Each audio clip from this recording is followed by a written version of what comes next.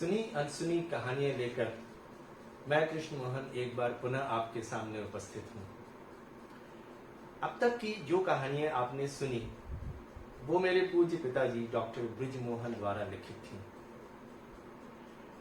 पर मैंने सोचा कि कल मदर्स डे है, तो क्यों ना मैं अपनी पूज्य माता जी श्रीमती शकुंतला ब्रिज मोहन द्वारा लिखित एक कहानी आज आपके सामने प्रस्तुत करूं। आज की कहानी है दादी माँ का बक्सा, और ये कहानी मैं सभी माताओं को समर्पित करना चाहता हूं।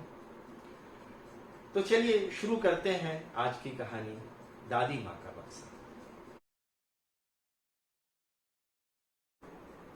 गुड्डी का जन्मदिन था। माँ की दी हुई नई फ्रॉक पहनकर वह फूली नहीं समा रही थी।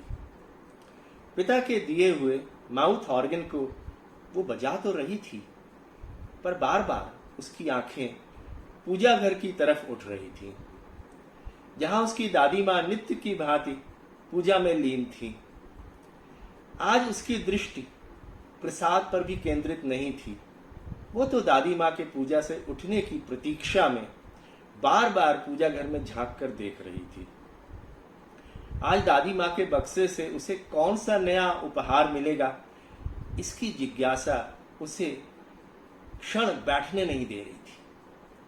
और वे जिज्ञासा हो भी क्यों न, क्योंकि दादी माँ के इस बक्से ने कभी उससे जल्दी जल्दी होमवर्क पूरा करवाया था, तो कभी माँ बाप के साथ जाने की जिद को भी उसने रोका था।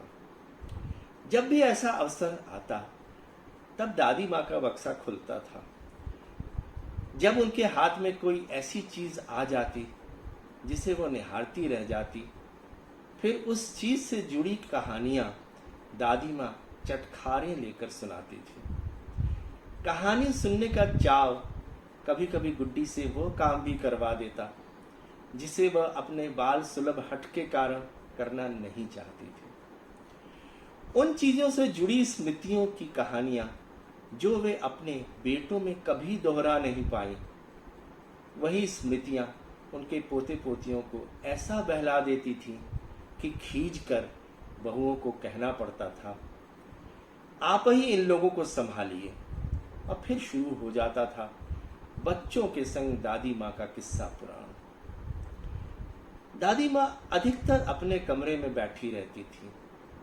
वह शरीर से ठीक ठाक थी, पर बहुएं ही उन्हें काम नहीं करने देती थी। उनका कहना था कि दादी माँ का काम करने का तरीका पुरातन पंथी है। वे एक काम करती हैं तो चार बिखरा देती हैं। उनसे काम करवाने का अर्थ है फिर से उसी काम को हम दोबारा करें। दादी माँ बैठे बैठे थक जाती थी।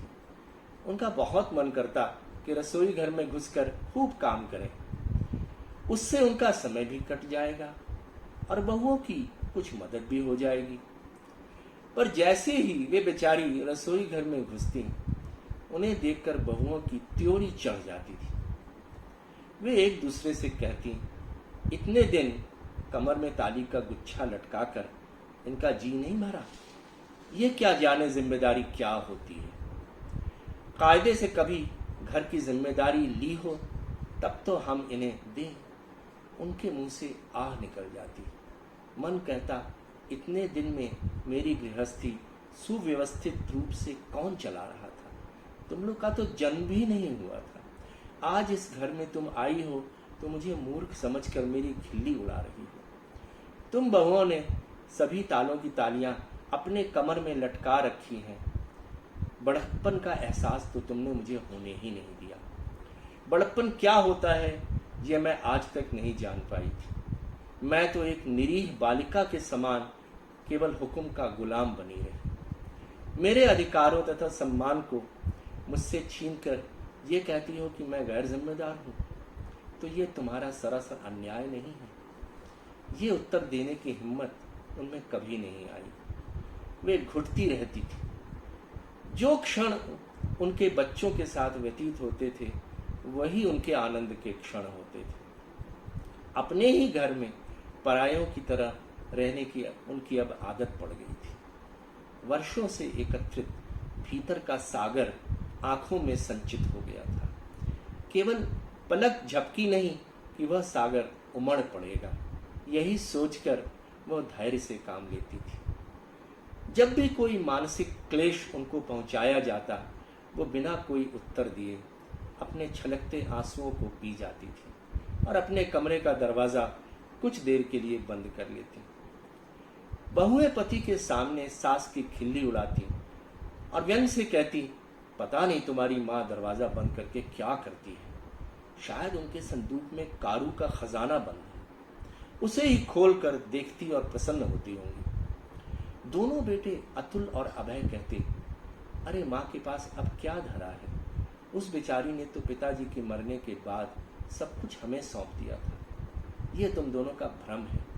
बहुएं कहती, यह हमारा भ्रम नहीं है, जरूर उन्होंने कोई कीमती चीज छिपा कर बक्से में रख छोड़ी है, यही कारण है कि वो कभी हमारे सामने वो बक्सा भी नहीं खोलती है। उस संदूक की तो वह दिन रात पहरेदारी करती रहती है।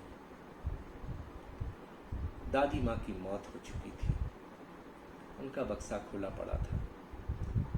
बड़े बेटे अतुल का छोटा सा कुर्ता एक तरफ पड़ा था, तो दूसरी तरफ छोटे बेटे अभय का शिशु प्रतियोगिता में जीता हुआ बचपन का एक खिलौना लुढ़का पड़ा था। बहुओं ने बक्से के एक एक सामान को उठा उठा कर देखा था। उनके मुंह पर खींच का भाव दृष्टिगोचर हो रहा था। उस बिखरे हुए सामान ने बड़ा अजीब दृश्य उपस्थित कर दिया था। बच्चों के चेहरे पर एक ऐसा खजाना खो देने की व्यथा थी जिसने उन्हें हमेशा अपनी ओर आकर्षित किया था, तो बहुओं के चेहरे पर झुंझलाहट थी और जवान बेटे अपनी इस ममता भरी माँ के खजाने को एकटक निहार रहे थे, जिनमें उनके बचपन की न जाने कितनी स्मृतियां जुड़ी हुई थी। बेटों ने अपनी छलछलाई आंखें मुंह फेर कर पोंछ ली। आज उन्होंने जाना कि उनकी ममतामयी माँ ने अपनी पुत्र वधुओं से मिले सभी कष्ट इन्हीं मधुर स्मृतियों के सहारे जी लिए थे। बचपन में उनके बच्चों की मधुर किलकारियां उनके खिलौनों में निहित थी, जिन्हें उन्होंने बड़े जतन से दुनिया की नजरों से छुपाकर अपने बक्से में कैद कर रखा था। वही उनकी अमूल्य थाती थी जिसे दुख पाने पर वे एक बार खोलकर देख लेती थी। तब वो एक ऐसे संसार में खो जाती थी जहाँ केवल सुख शांति का साम्राज्य होता था।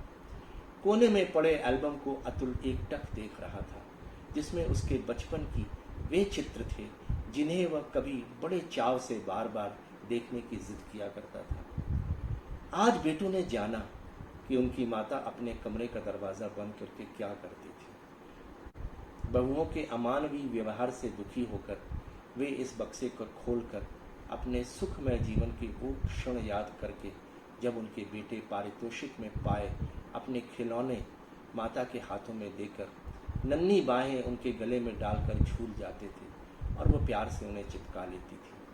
बहुओं की दुत्कार सहकर वे बीते दिनों के मधुर क्षणों में खो जाती थी। वही उन्हें मधुर स्मृतियों में ले जाकर उनके दुखद क्षणों को भुलवाकर उन्हें कष्टों से मुक्त कर देता था। वास्तव में वो लकड़ी का एक बेजान बक्सा नहीं था, वह तो एक ऐसी कीमती धरोहर थी जिसे उन्होंने वर्षों से छुपाए रखा था।